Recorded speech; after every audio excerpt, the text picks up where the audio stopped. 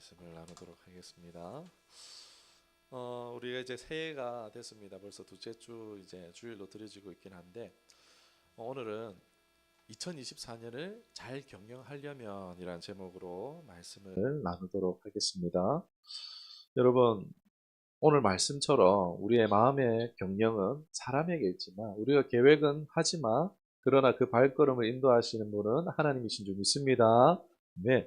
우리가 새해가 될 때마다 어떻습니까? 새해에 각자의 이제 소망과 뜻에 따라서 계획을 세우고 이제 한 해를 이제 열심히 살아가고자 결단하고 목표를 세우기도 합니다.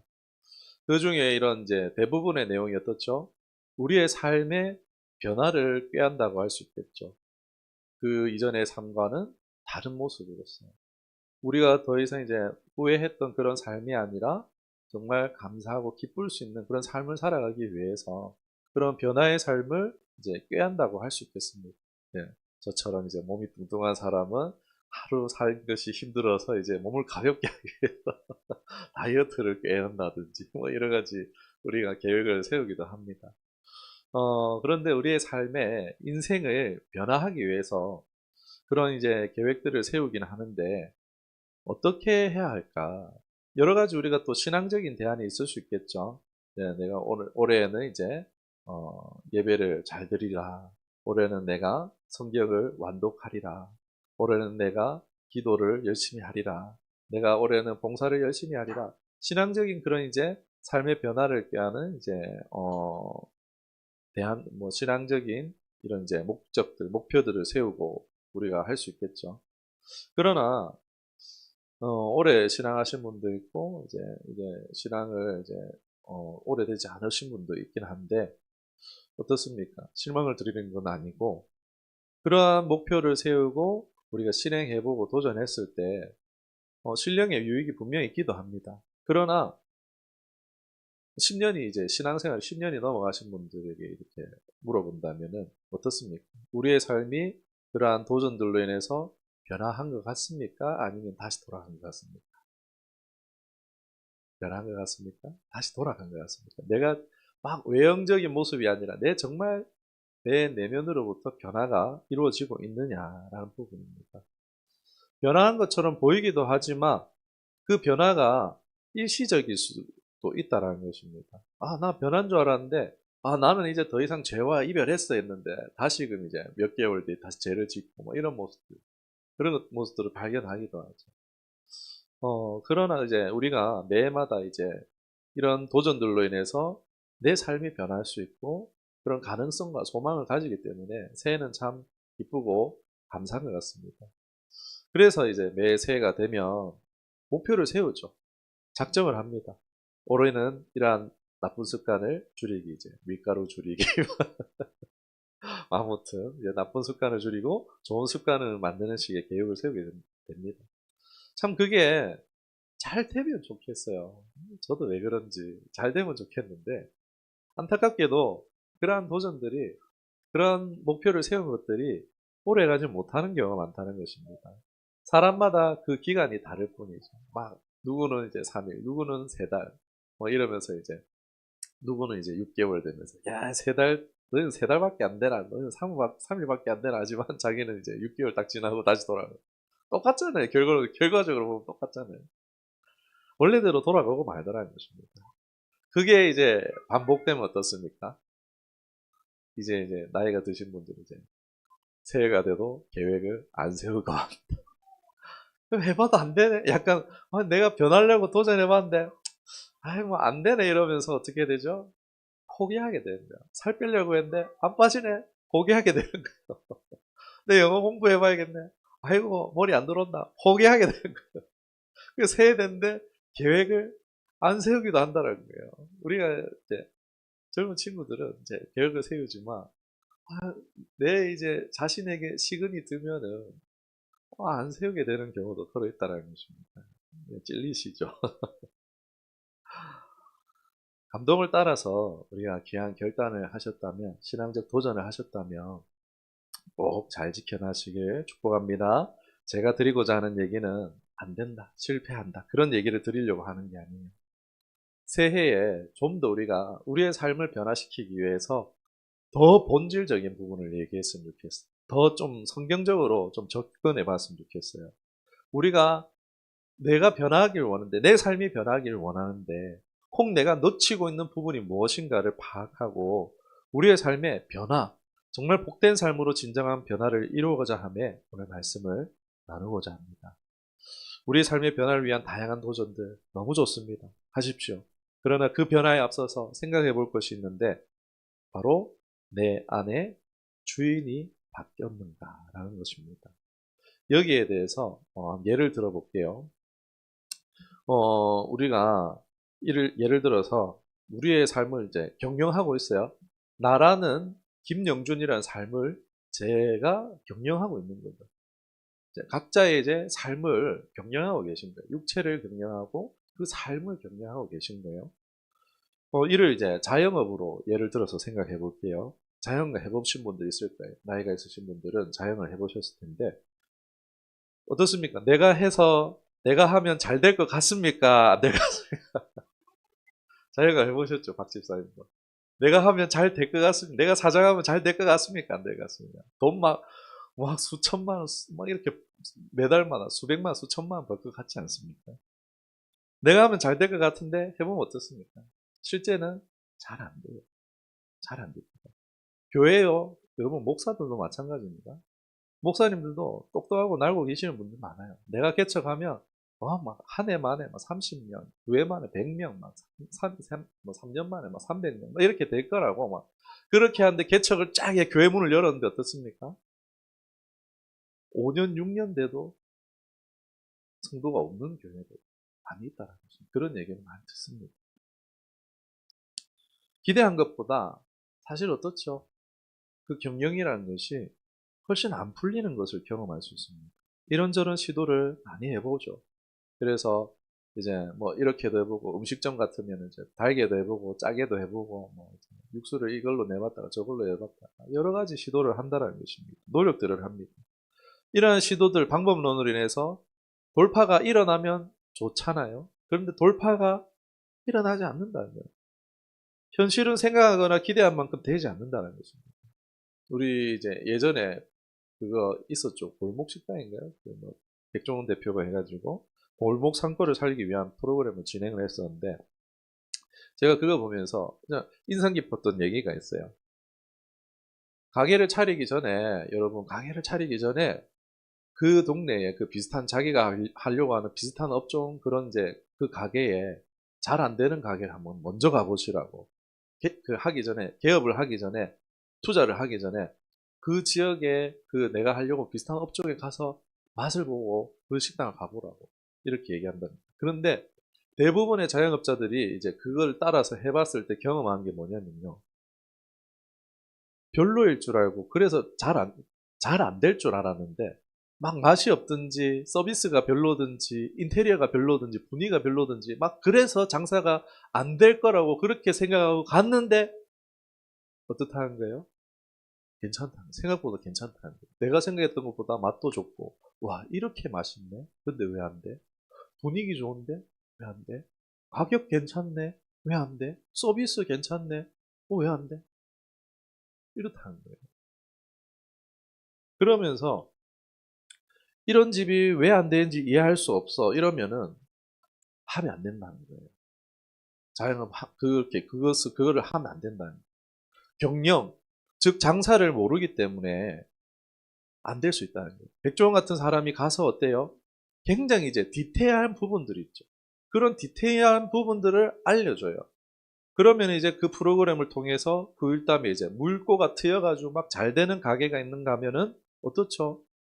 안 되는 가게도 많대요. 백종원이 가서 해줬지만은 어떻죠? 그대로 안 하고 또 이제 막 자기가 뭐 또 썼고 막 이런 맛이 변해가지고 또 안 가고 사람들 문 닫는 경우도 많다라고 합니다.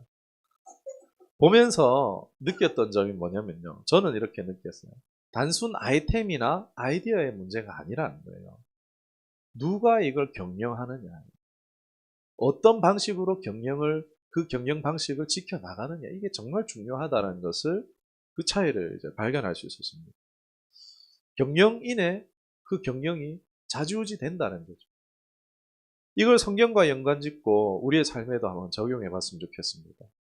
여러분, 지금 우리의 삶은 누가 경영해 왔습니까? 나 자신이 나를 경영해 왔을 겁니까? 누가 이리저리 시키는 대로 사신 분 있어요? 아니죠. 이래라 저래라 훈수 두는 사람이 있을 수 있어요. 그러나 그 결정은 누가 하고 있습니까? 내가 하는 거예요. 카리스마 있는 목사님이 누구 집사님은 이거 하고 김 집사님 이거 하고 막 이렇게 하려고 이렇게 할 수 있지만 그 결정 누가 하는 거예요? 자기가 하는 거예요. 그 경영이 수고의 결실을 맛볼 때도 있지만 그러나 내 인생의 경영에서 그 수고한 대로 결실을 보지 못하고 오히려 쓴맛을 볼 때도 많다는 것입니다. 우리의 삶 어떻죠? 알 뜻도 모르겠는 게 우리 삶 아니겠습니까? 그러다 보니까 어떻죠? 시대와 세월에 따라서 그냥 되는 대로 오늘 여기까지 우리가 오고 있지 않습니까? 그런데 그 끝이 뭘까요? 이걸 한번 오늘 생각해 봤으면 좋겠습니다. 성경에도 세월을 계수하는 지혜가 있어라고 말하잖아요. 그 끝이 뭐냔 말입니다. 우리 자영업을 예를 들었는데 우리 뭔가 가게를 하나를 오픈하기 위해서도 어떻습니까? 교회를 하나 개척하기 위해서도 뭐가 있어야 됩니까? 자본이 있어야 돼요. 자본을 끌어와야지 그걸 시작할 수 있어요. 그러나 그것을 대부분 어떻죠? 빚으로 시작한다는 거예요. 대출로 시작한다는 거예요. 그러면 그 대출을 했으면 어떻죠? 대출을 상환해야 할 때가 오잖아요. 빚을 갚아야 될 때가 온다는 거예요. 근데 그것을 갚지 못하면 어떻게 됩니까? 채무를 이행하기 위해서 내 것이라고 생각했던 것을 상환하기 위해서 그 본래의 값보다 헐값에 막 경매에 넘겨주는 것처럼 우리의 삶의 시작이 있다면요. 그 끝이 있는데 성경은 무엇이라 말합니까? 끝에 결산이 있다는 거예요. 언제 설교했었지만 죄를 또 다른 말로 이제 원어로 따져보면은 빚이라는 말로도 이제 이해할 수 있다라고 말씀드린 것을 기억하시라 생각합니다. 우리 찬양의 가사에도 보면은 은혜라는 찬양에 내가 누려왔던 모든 것들이 당연한 건 아니라 은혜여서 우리 찬양하잖아요.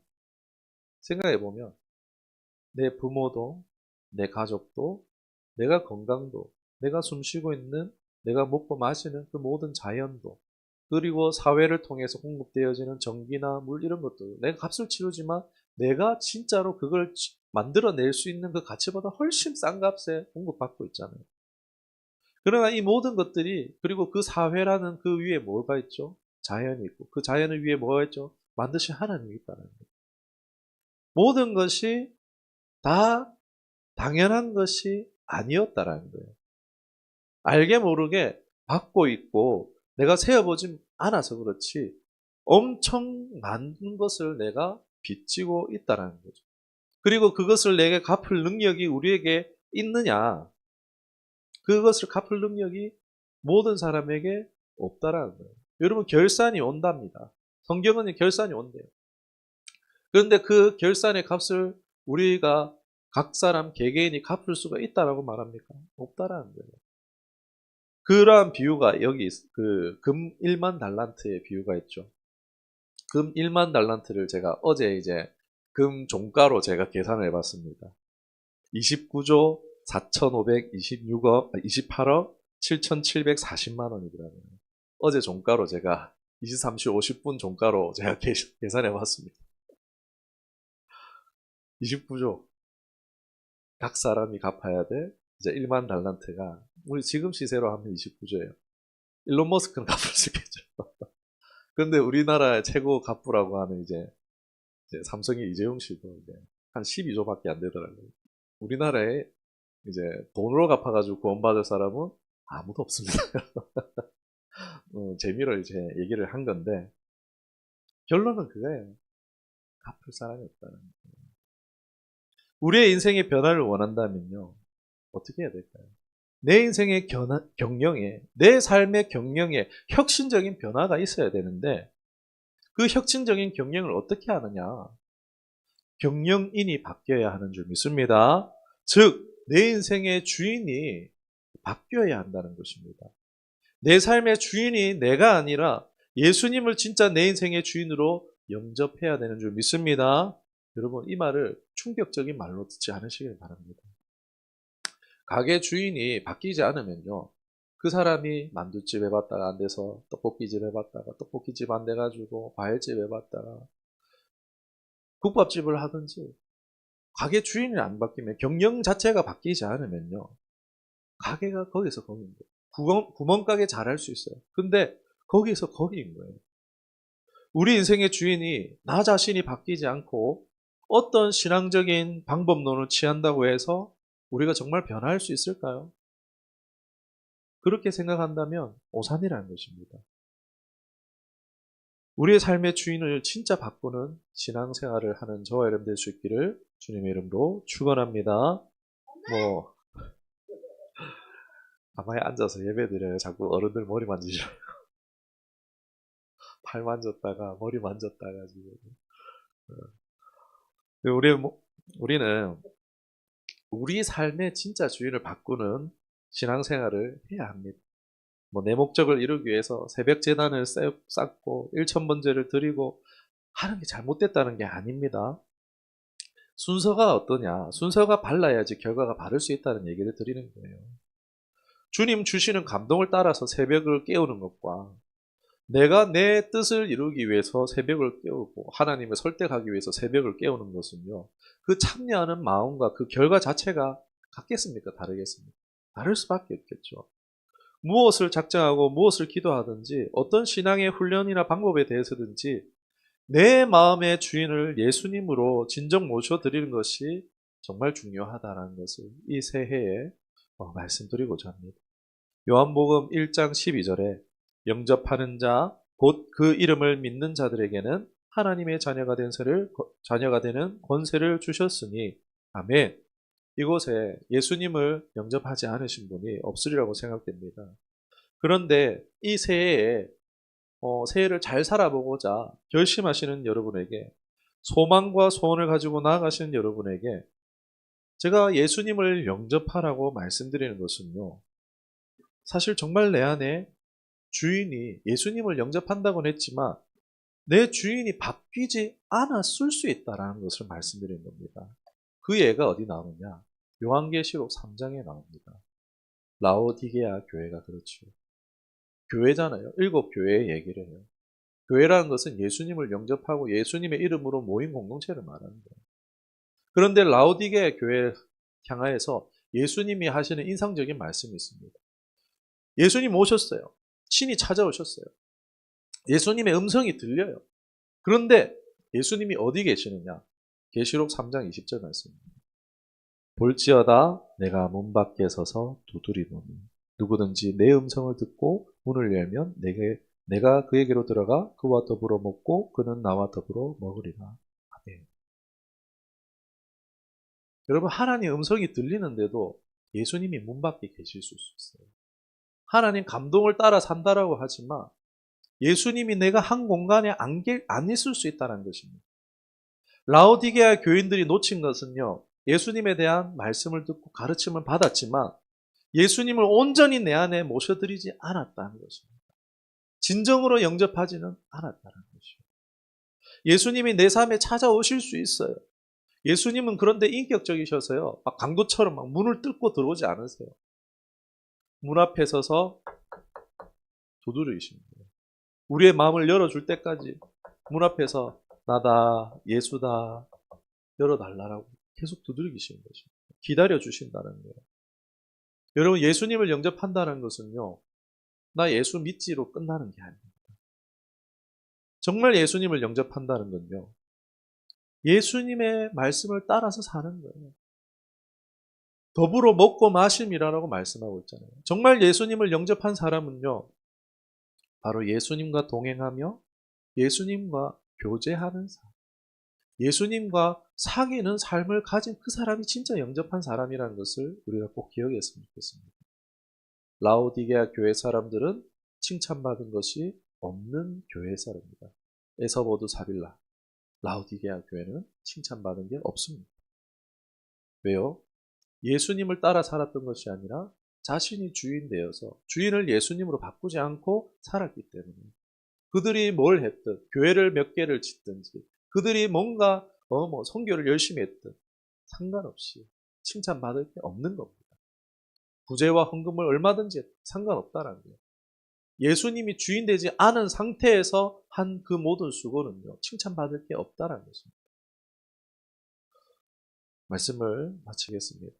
오늘 우리 청교회 온 성도 모두가 참으로 예수님을 나의 주인으로 영접하고 그 주님과 사귐이 있는 삶을 살아갈 수 있는 저와 여러분 되기를, 그리하여서 2024년 우리 마음에 격려한 것들이, 그것이 가정의 구원이든 질병의 치유든 가난이나 결핍이 떠나가는 것이든 자녀들의 그 문제가 해결되는 것이든 다 주 안에서 나로서가 아닌 주님의 열심으로 이루어지는 것을 목도하고 경험하게 되시기를 주님의 이름으로 간절히 축원합니다. 아멘. 기도하겠습니다.